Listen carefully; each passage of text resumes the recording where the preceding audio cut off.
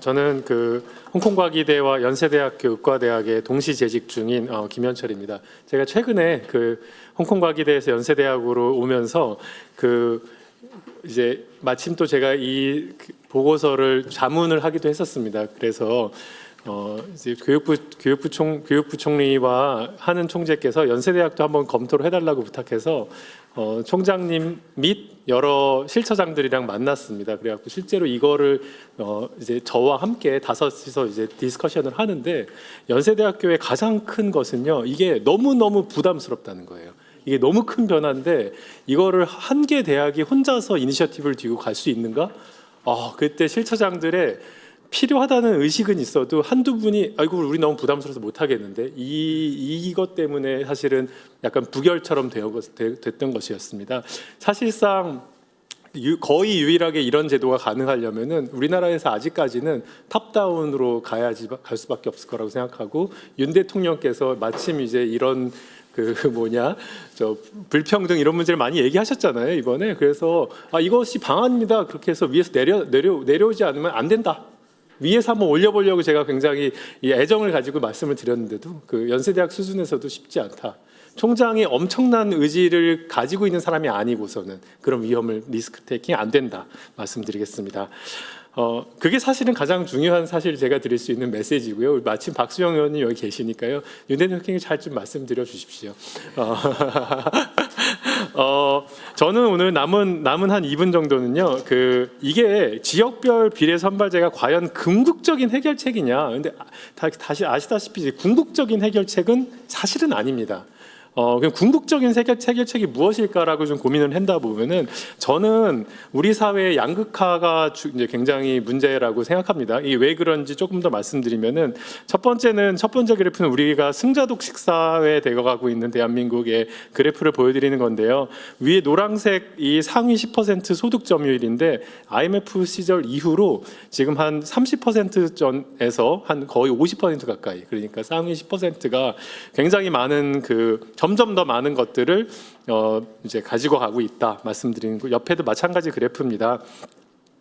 0.1% 최상위 고소득자로 가보시면은 미국 우리나라의 대기업 임원이 30%, 의사 22%, 금융영업 종사자 20%, 나머지는 물려받은 사람들입니다.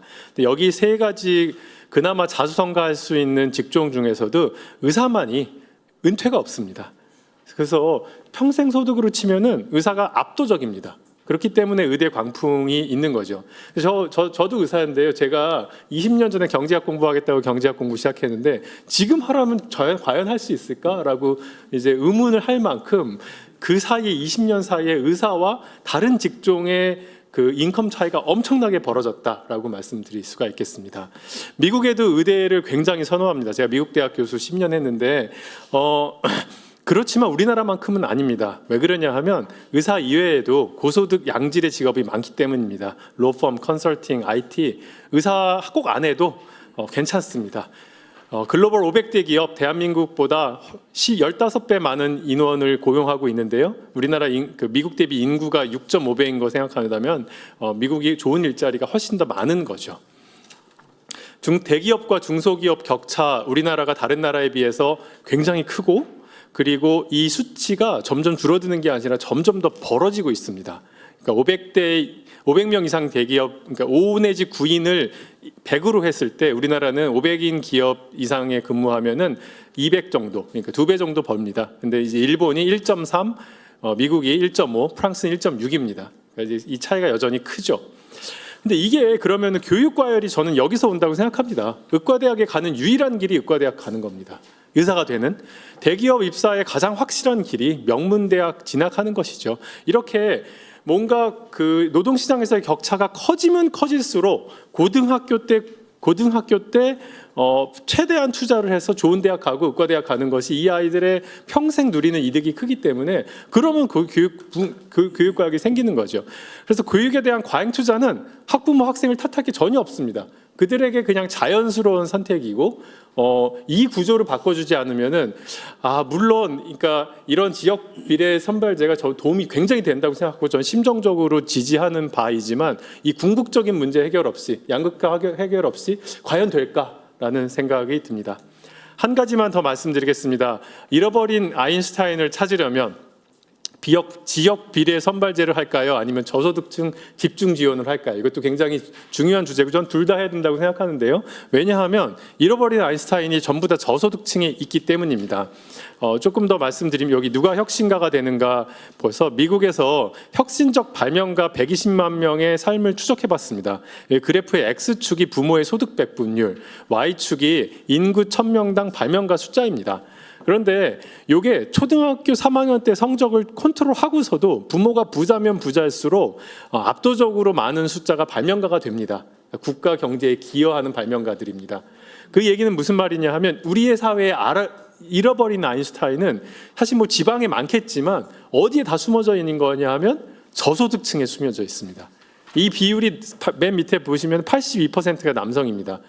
또 남자 여자가 조금 다르겠지만 이렇게까지 차이 나야 되냐라고 했을 때 또 그렇지 않을 가능성이 높기 때문에 잃어버리는 아인슈타인 어디 있냐? 저소득층과 여성에게 있는데 미국에 이제 여기 이 논문의 저자가 과연 그러면은 저소득층과 저소득층과 여성을 똑같이 그 발명가로 제대로 만들 수 있었으면은 미국 경제가 얼마나 더 성장했을까를 했는데 이 수치가 한 15% 정도였습니다. 그러니까 GDP가 지금 6만 불, 7만 불인데 한 8만 불 이렇게 갈 수 있었다는 얘기죠. 마지막으로 한 슬라이드만 더 말씀드리겠습니다. 오늘 이 김세직 교수님 발표해 주신 거에 굉장히 동의하고요. 저도 창의성 교육을 하려고 정말 노력하지만 그리고 제가 미국 대학과 홍콩 대학에서 정말 세상에 수많은 아이들 한 100개국의 아이들을 가르쳤는데요. 제일 창의적이지 못한 애들 누굽니까? 중국 애들입니다. 그 다음 누구입니까? 한국 애들입니다. 왜 이런 일이 벌어지냐 하면 이런 한심한 대학 교육 제도가 있고요. 중국은 더 한심하고 더군다나 독재를 하기 때문에 권위에 도전하지 못하는 아이들 때문에 더 한심함, 더 창의적이지 못합니다. 그런데 누가 창의적인 아이들인가 봤더니 연구를 했더니 자존감이 높은 똑똑한 문제아가 미국 사회의 기업가가 된다는 겁니다. 똑똑한 문제아. 어린 시절에 공격적이고 위험감수적이고 혼란스럽고 규칙을 깨는 아이들 우리 사회에서는 어떻게 됩니까? 모난정이 돌맞습니다. 학교에서 내쫓기고 뭔가 문제 활동이 되게 많죠. 대한민국은 체제 순응적 모범생 생산 국가입니다. 이런 틀을 깨지 않는 한 우리 사회가 앞으로 더 그 미래로 나아가기에는 굉장히 불리하지 않을까 생각합니다. 이상입니다. 예, 김현주 교수님 감사합니다. 미국, 홍콩 그리고 우리 서울에서까지 다양한 교수 생활을 하면서 느낀 점 말씀해 주신 것 같습니다. 승자 독식의 사회에서 과연 이 지역별 비례선발제가 완전한 해결책이 될지는 모르겠지만 필요는 하다. 심정적으로 동의는 하는데 완전한 해결책이라고 보기는 어려울 것 같다. 뭐 이런 취지의 말씀을 주신 것 같고요. 우리가 모범생 생산 국가라고 하니까 좀 너무 좀 깝깝합니다. 정말 실제로 그런 것 같고요. 네. 저 역시도 뭐 모범생으로 계속 살아왔는데 창의력 많이 부족한 건 맞습니다. 예, 감사드리고요. 다음은